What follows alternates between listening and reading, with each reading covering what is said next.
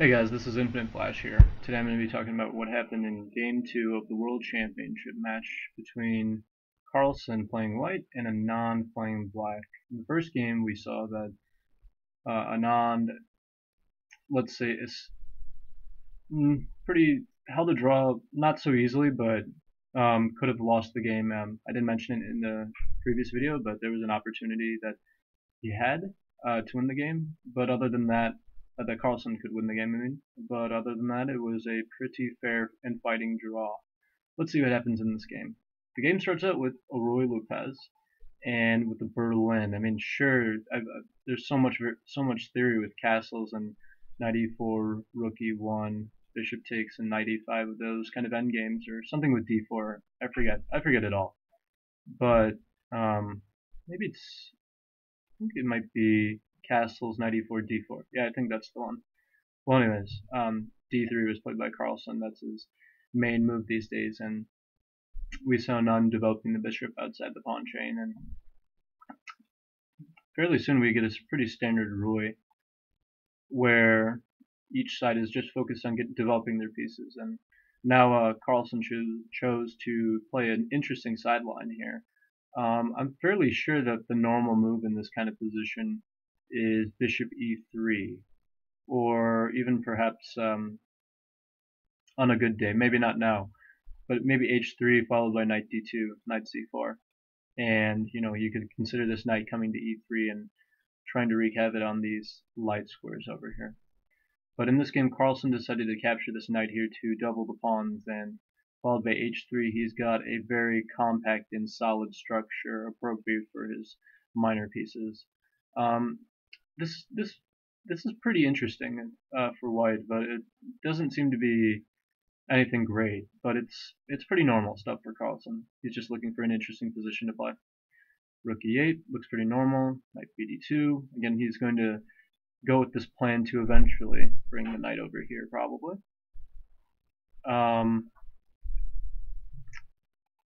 Knight d7. That looks pretty. Looks almost strange to me. I mean, the normal move, I guess, would be bishop e6, or perhaps even a6. But I don't. Maybe not a6, but bringing the bishop back here. Yeah, you'd love to play d5, but I guess the e5 pawn is just hanging in this kind of position. If you were to do that, very unfortunate. Okay, knight d7. I guess he wants to regroup the knight back to the f8 square, where that knight is going to be covering the entire kingside structure. Knight c4. Yeah, probably preferring this d4 pawn break. Also, he wants to play probably c3 followed by the d4 pawn push here. That looks like a potentially good plan. Bishop e6, a4. Yeah, a4 is pretty much threatening a5, and black pretty much has to react to this. a6 doesn't look that great because white probably plays a5, and it's difficult to see how you're going to take out this knight over here so soon.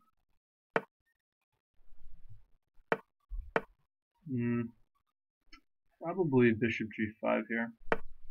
And yeah, your queen is running into awkward stuff here, and if you have to make this kind of position happen, I think white is very happy to have made this f6 weakness already. So, I mean, white is probably a little bit better in that kind of position. So we played a5, and that's probably the more active choice, really. And here Carlsen just chose the solid option and just capturing the bishop. Nothing wrong with that move. I think this is a pretty decent move, actually. Clearly there are options with bishop e3, just trading off this bishop over here, and probably after takes and knight takes, the position's about equal, really.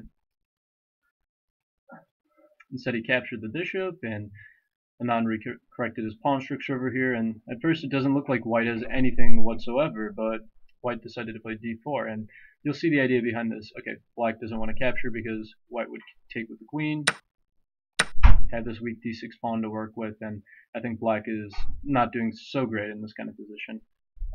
Notice that knight f6 is uncomfortably met by bishop g5, so you gotta be careful about that. So in this position, Anand treated this almost like a Philidor setup with, this kind of black pawn structure, So he played queen c7, protecting the e5 pawn very closely and supporting the d6 pawn this way with the queen on c7. And in this position, I think Carlsen makes a really good move, actually. You can kind of see that Anand wants to move this knight eventually and try to bring the bishop out to one of these two squares. So certainly Carlsen can go about his own plan. I think I like his next move. Eventually, you want to bring this knight over here to the f5 square via h4 and f5. And we can kind of see that white's bishop probably wants to go towards the king side. The knight wants to go to the king side. The queen definitely wants to jump to the g4 and h5 squares. This rook could come via e3, eventually in g3. And now Carlsen makes a pretty interesting move in improving his last piece. First, actually, it's unusual. Sorry about that, guys. Well, you saw the move. But Carlsen develops this rook first, and the idea becomes clear. First, he wants to capture here, followed by the pawn captures, then knight h4, knight f5, rook g3, and he's going to allow his other rook to come into the game via some other route later on. This is a pretty creative rook left. I like this move a lot, actually. Knight f8 played by Anand. This knight is a really good defender, but now the problem is white is going to capture here and play knight h4. And it's very difficult to see what black's constructive plan here is. Rook d8 was played by Anand, gaining a tempo on this queen along this file, but now Carlsen brought his queen in, and it's very difficult to really move.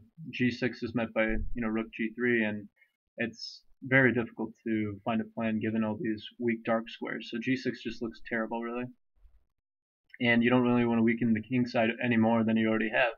Move like h6 is probably just met by, you can even consider a sack here, maybe. Yeah, probably just a sack. Boom. I mean, that just looks really bad for black. So, I mean, this is already very uncomfortable. So he played f6 to defend the e5 pawn as well. But, the problem here is that white just jumps in with the knight. And you can't really play g6 because of knight h6 check, and you're weakening all these squares around your king side, so you can't do that. So in this game, Anand chose to play bishop e6. A fine move, but Carlsen just continues with his rook g3 move. And, it's really difficult to proceed as black. Anand played knight g6. I mean, he has a few other options here with rook d7 maybe to cover the pawn like this, but, I mean, it's very difficult to move. And, well, I mean, knight g6 can't be so bad, but the problem is white just continues with h4, and we can see this regrouping with the queen back to one of these two squares and the pawn push coming here to h5, and it's very difficult to prevent that as black. So in this position, Anand decided to play bishop takes f5. This knight was very strong, controlling that f5 square, so he just captures the knight. But, I mean, it's really hard to give him any advice here. If black plays like rook d7, trying to cover the pawn this way, actually, white is actually going to manage to break through immediately with this strong move, bishop h6. And it's really, this position is just collapsing, really. If you capture the bishop, I'm actually just taking, threatening h5, and you don't really have a great move here to protect the entire thing. King h8 is met by rook g6, so and your king can't really move at all. King f7, queen h7 is terrible, and just there's just no move really in this kind of position. And I mean, it's hard to give it any kind of advice here. Yeah, it's just tough. Yeah, rook g7 is just met by h5. Nothing to do about that. It's just terrible. So I mean, black probably should play queen d8 to try to bring the queen back to defend those squares, but h5, queen h5, and takes. There is pretty very bad. I mean, white probably just plays f4 again. He's much better in this kind of position, given that he has really nice active rooks, and although black's rook will probably come to d2, you're going to get two connected pass pawns when you capture over here and get rid of the pawn from the f6 square.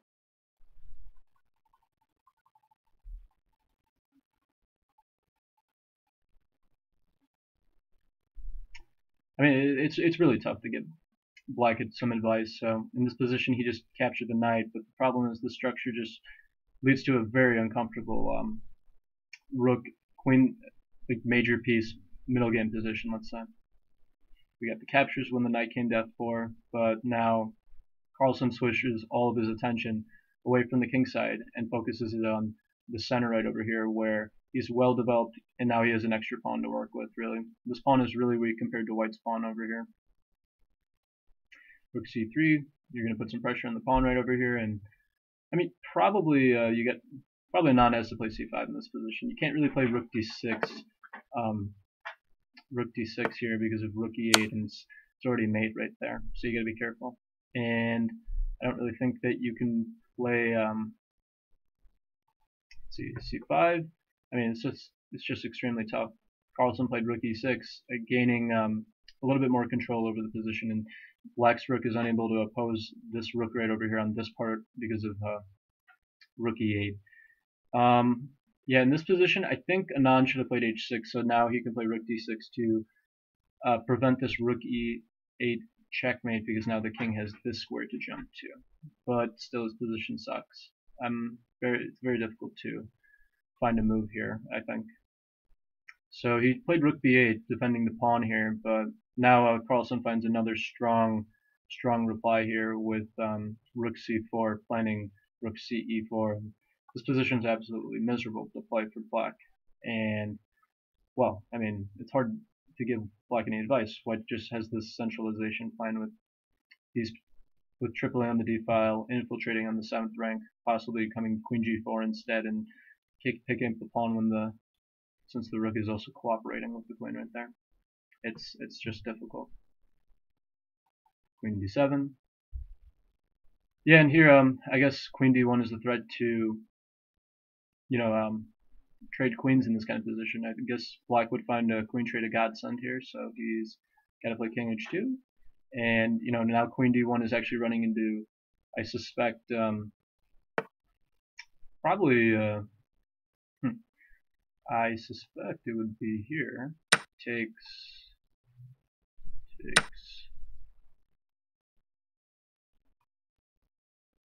and rook e4 probably, right?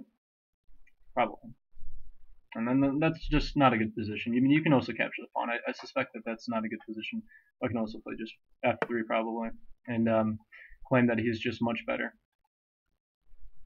So in this kind of position, Anand also probably should have played like rook e8 actually, trying to trade off one pair of rooks, but I think White would just support his rook right here, and after the captures and queen e7, I mean, this queen is probably just going to move back here. I mean, it's just queen f5 maybe. I don't know. Queen f3. They all look good. And once the rook comes back, you can either capture the pawn or infiltrate here to attack the weak pawn here on b6 and try to break down the structure. I don't know. I mean, rook e8 is probably a better option than the game, but it's just a miserable position for Anand. He instead of rook e8 played rook f8, and now it's just torture really. In this position, Carlsen just ended up playing rook ce4, and to be honest, I mean, this is just intimidating, and it's just a dominating position really. Here, Anand ended up playing rook b7, and now Carlsen ended up switching back with this queen over here to the e2 square to gain a little bit more control over the position on these light squares, possibly rook b7. Anand played b5, trying to get a little bit more control over this kind of position. b3 to counteract and defend that pawn. Takes, rook b4, trying to get this counterplay over here. But now Carlsen just finds the strong move rook e7, and well, it's tough to move for Black. The obvious queen takes f5 is an apparently good move at first when you think so, but White can actually capture here. And once Black captures back, you give the check, king h8, and now white wins with the move queen f7. Very, very surprising and shocking, but it just wins. Notice that there's this mate right here you're threatened, and this mate right here you're threatened with, and black is unable to defend at all because of rook e here, rook e8. There's no defense at all, and if you capture the queen, I actually have back row. So that is a pretty stylish finish, really. And if you can't capture the pawn right here on f5, it's very difficult to move. Black chose queen d6, but the problem is that he's just unable to really figure out how to move in this kind of position. Carlsen just ended up playing rook queen f3 here, just blocking the pawn here. Pawn's advance. Anand ended up trading one pair of rooks. Queen takes and allowed f3, but after f3, g3 was played, and well, I mean, this is just a torturous position given the strong major pieces along the file, the passive rook over here, and the potentially weak king because of these weak light squares and domination along the 7th rank here. Sorry about the noise, guys. Gotta go, man. Uh-huh. When are you gonna talk? Hey, you can't...